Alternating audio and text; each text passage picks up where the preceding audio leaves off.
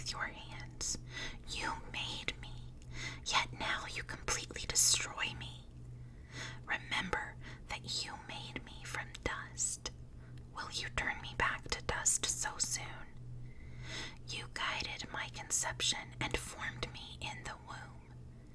You clothed me with skin and flesh, and you knit my bones and sinews together. You gave me life and showed me your unfailing love. My life was preserved by your care. Yet your real motive, your true intent, was to watch me, and if I sinned, you would not forgive my guilt. If I am guilty, too bad for me, and even if I'm innocent, I can't hold my head high, because I am filled with shame and misery. And if I hold my head high, you hunt me like a lion, and display your awesome power against me. Again and again you witness against me. You pour out your growing anger on me and bring fresh armies against me. Why then did you deliver me from my mother's womb? Why didn't you let me die at birth? It would be as though I had never existed, going directly from the womb to the grave. I have only a few days left, so leave me alone, that I may have a moment of comfort before I leave, never to return, for the land of darkness and utter gloom.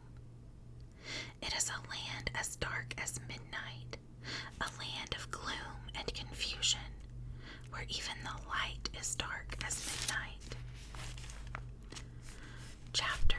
Job chapter 11.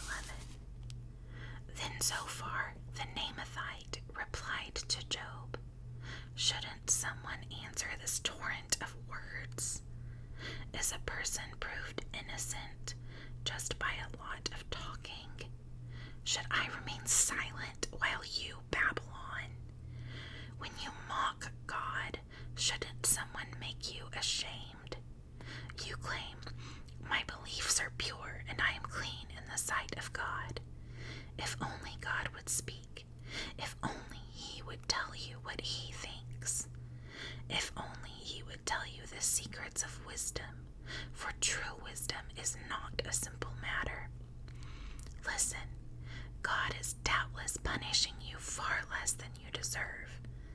Can you solve the mysteries of God? Can you discover everything about the Almighty? Such knowledge is higher than the heavens, and who are you? It is deeper than the underworld. What do you know? It is broader than the earth and wider than the sea. If God comes and puts a person in prison, or calls the court to order, who can stop him? For he knows those who are false, and he takes note of all their sins. An empty-headed person won't become wise any more than a wild donkey can bear a human child. If only you would prepare your heart and lift up your hands to him in prayer. Get rid of your sins and leave all iniquity behind you. Then your face will brighten with innocence. You will be strong and free of fear. You will forget your misery. It will be like water flowing away. Your life will be brighter than the noonday.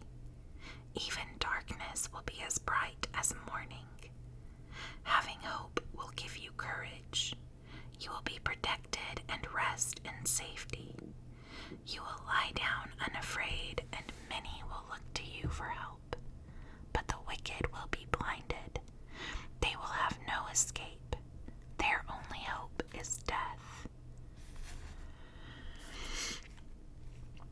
Chapter 12. Then Job spoke again. You people really know everything, don't you? And when you die, wisdom will die with you. Well,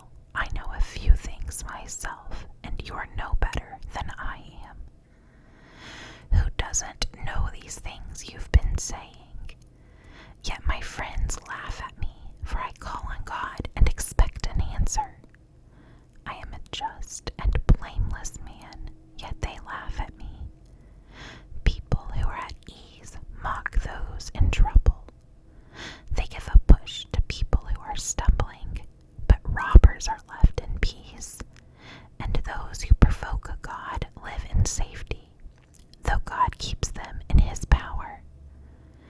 Just ask the animals, and they will teach you. Ask the birds of the sky, and they will tell you.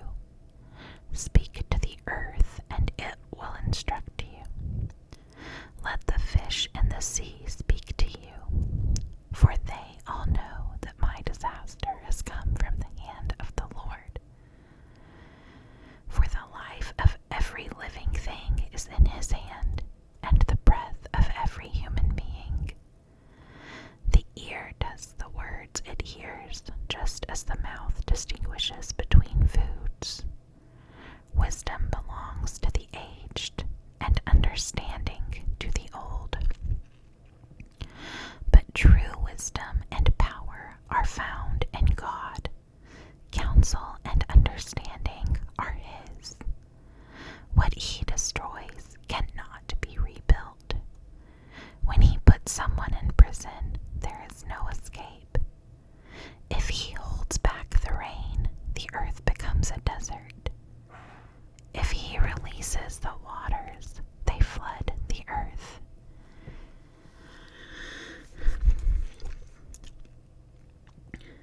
Yes, strength and wisdom are his. Deceivers and deceived are both in his power. He leads counselors away. Stripped of good judgment, wise judges become fools. He removes the royal robe of kings. They are led away with ropes around their waist. He leads priests away, stripped of status.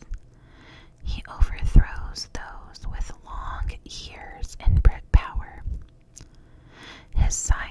He silences the trusted advisor and removes the insight of the elders. He pours disgrace upon princes and disarms the strong.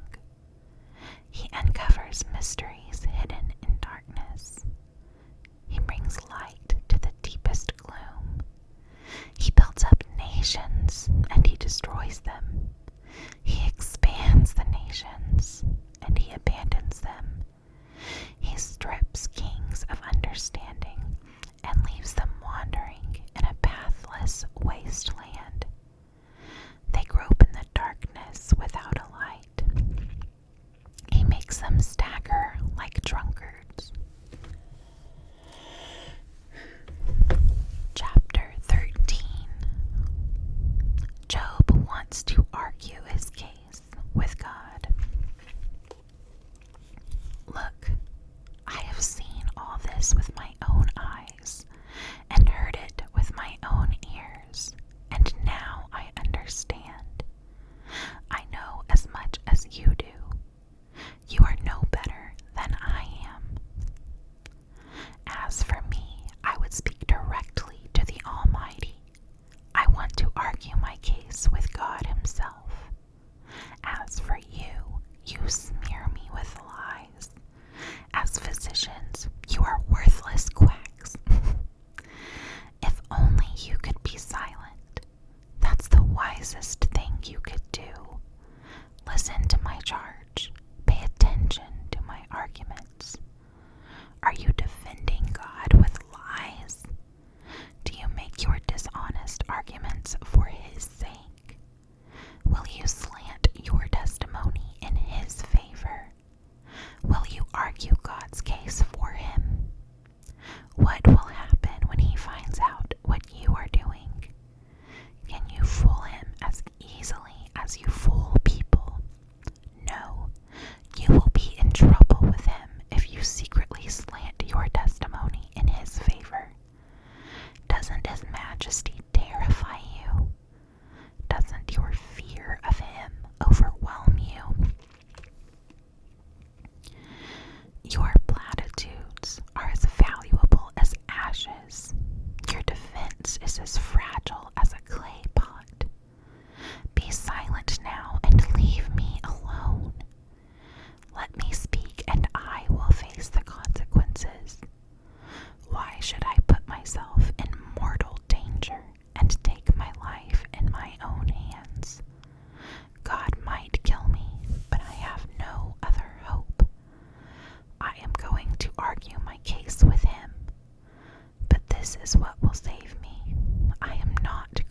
righteous. If I were, I could not stand before him.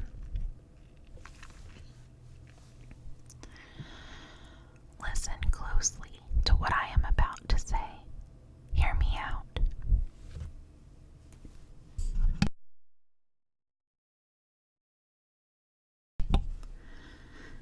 I have prepared my case.